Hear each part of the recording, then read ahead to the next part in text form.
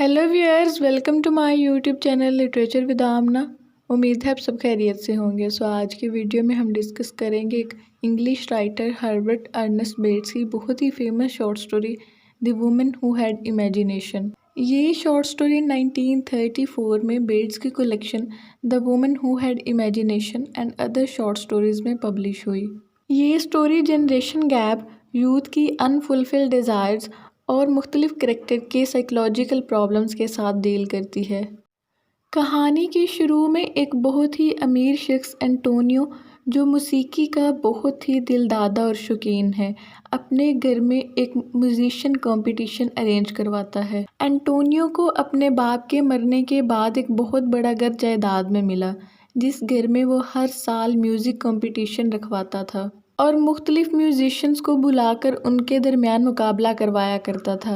इसी दौरान मुख्तलिफ लोग इसके घर में आया करते थे। अल्फ्रेड, जो कि म्यूज़िक का बहुत ही शौकीन था, जो कि बेसिकली कपड़ा बेचा करता था और इसकी अपनी शॉप थी, लेकिन ये अपने बिजनेस को निगलेक्ट करके हर साल उस म्यूज़िक कंपटीशन में हिस्सा लिया करता था।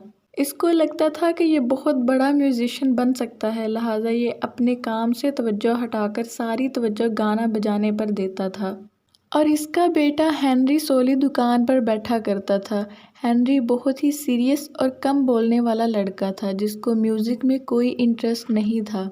अल्फ्रेड अपने ऑर्केस्ट्रा यानी अपने ग्रुप के साथ इस साल भी एंटोनियो के घर म्यूज़िकल कंपटीशन में हिस्सा लेने के लिए जाता है।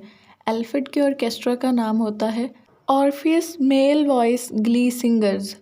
अल्फ्रेड अपने बेटे हेनरी को भी कहता है कि वो भी उसके साथ चले।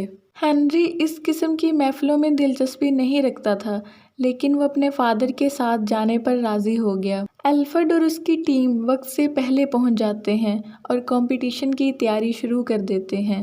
हेनरी को चूंकि इन सब में कोई इंटरेस्ट नहीं था, तो वो दिल बहलाने के लिए लॉन में सैर शुरू कर देता है और फिर टहलता टहलता घर के अंदर दाखिल हो जाता है। एंटोनियो का घर चूंकि बहुत बड़ा होता है, घर में मौजूद फर्नीचर और आसाइश की चीज़ों को देखकर दिल में तारीफ़ करता है और इसी दौरान वो वापसी का रास्ता भूल जाता है। कमरे में दाखिल होता है जहां एक नौजवान लड़की मेडलिना एक बूढ़े शख्स को कुछ पढ़कर सुना रही थी। मेडलिना बहुत ही खूबसूरत और यंग लड़की थी। हेनरी जब मेडलिना से बाहर जाने का रास्ता पूछता है तो मेडलिना उसकी रहनुमाई करती है और उसे बाहर का रास्ता बताती है और इसके साथ ही हेनरी को कहती है कि वो झील का नज़ारा भी देखे।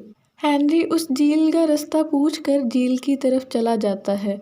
पीछे ओल्ड मैन मेडलिना से पूछता है कि ये कौन शख्स अंदर आया है, तो मेडलिना कहती है कि ये उनका न्यू गार्डनर है।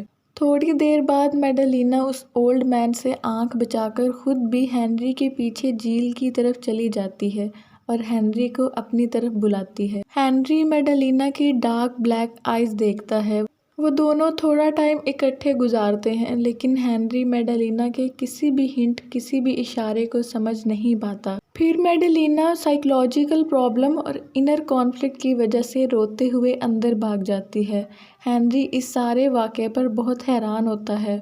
दूसरी तरफ अल्फ्रेड का बैंड सेकंड पोजीशन हासिल कर लेता है। हेनरी अब बस में बैठा हुआ वापसी के सफ़र पर रवाना उस लेडी के बारे में सोच रहा होता है कि हेनरी के साथ बैठा शख्स फिशमॉन्गर उसको मेडलिना के बारे में बताता है। मेडलिना खूबसूरत और नौजवान लड़की थी जिसने ओल्ड मैन के साथ शादी की थी, लेकिन ओल्ड मैन मेडलिना के किसी भी रोमांटिक डिज़ायर्स और ड्रीम्स को पूरा नहीं कर पाता था। मेडलिना ने ओल्ड मैन से शादी सिर्फ इसलिए की थी ताकि वो साइकोलॉजिकली और रोमांटिकली फ्री होगी, लेकिन हकीकत में ऐसा नहीं था। और जब वो हेनरी को अपनी तरफ बुलाती है तो हेनरी भी उसकी रोमांटिक डिज़ायर्स को नहीं समझ पाता और हकीकत में मेडलिना इनर कॉन्फ्लिक्ट्स और साइकोलॉजिकल प्रॉब्लम्स का शिकार थी।